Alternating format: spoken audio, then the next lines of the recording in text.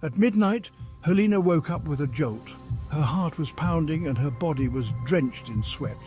She heard whispers, soft, eerie voices. But when she looked around the room, her roommates were fast asleep. The whispers grew louder, as if they were coming from inside her head. Desperate, she closed her eyes, trying to block out the noise, but suddenly she felt a cold breeze sweep across her face. Opening her eyes again, she saw the window, which had been firmly shut, now wide open. A dark figure stood by the window, barely visible in the dim light of the moon. Its silhouette was tall and thin, with unnaturally long arms that hung limply at its sides. Herlina's breath caught in her throat as she realized the figure had no face, just a smooth, blank surface where its features should have been. Paralyzed with fear, she could only watch as the figure slowly stepped into the room, gliding silently toward her bed. Just as it was about to reach her, Herlina let out a scream that echoed through the dormitory. Her roommates woke up in shock, rushing to her side. But when they turned on the lights, the figure was gone. The window was closed, and Herlina was left trembling, unable to explain what she had seen. The next day, Herlina remained quiet, her face pale and haunted. She barely spoke during lessons and avoided eye contact with anyone. That night, her roommates insisted on staying close to her, but as the clock struck midnight, the whispers returned.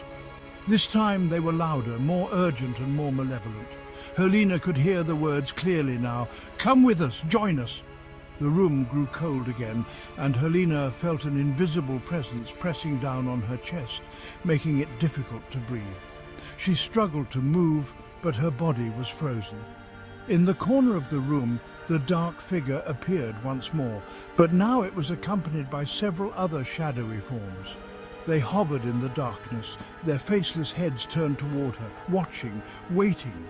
In a trance-like state, Herlina stood up from her bed, her eyes glazed over. She began walking slowly toward the door, as if pulled by an unseen force. Her roommates, terrified, tried to hold her back, but Herlina's strength was unnatural.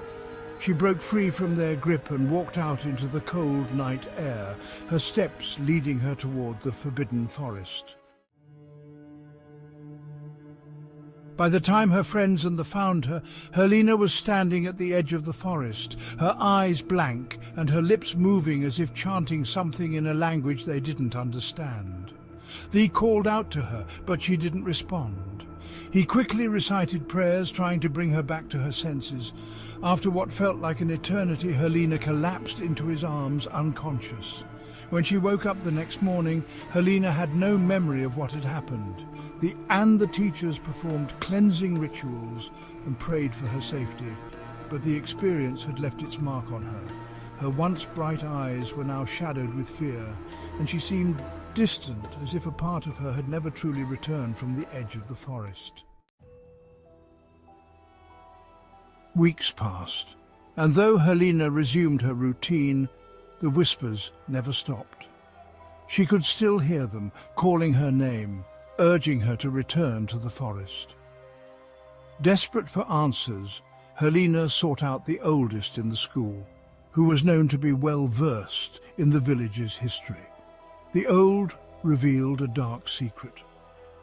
Decades ago, before the school was built, a group of young girls had mysteriously disappeared in the very forest Herlina had been drawn to. Their bodies were never found, and it was believed that they had been taken by malevolent spirits who preyed on the innocent. The faceless figures Herlina had seen were the spirits of those lost girls, forever cursed to wander the forest, searching for new souls to join them. Realizing that the spirits had marked her, Herlina feared she would be next. The villagers tried various exorcisms and prayers, but the pull of the forest grew stronger each night. One stormy night, Herlina vanished without a trace. Her bed was empty, the window wide open, and her belongings untouched. The villagers searched the forest for days, but she was never found. Some say her spirit still roams the woods, now one of the faceless figures, forever calling out to the living, waiting for another soul to answer the whispers of the cursed forest. And so, the legend of Herlina, who was taken by the spirits of the forest, became a chilling reminder to all who lived near the boarding school, never to ignore the whispers in the night and never, ever venture into the forbidden forest alone.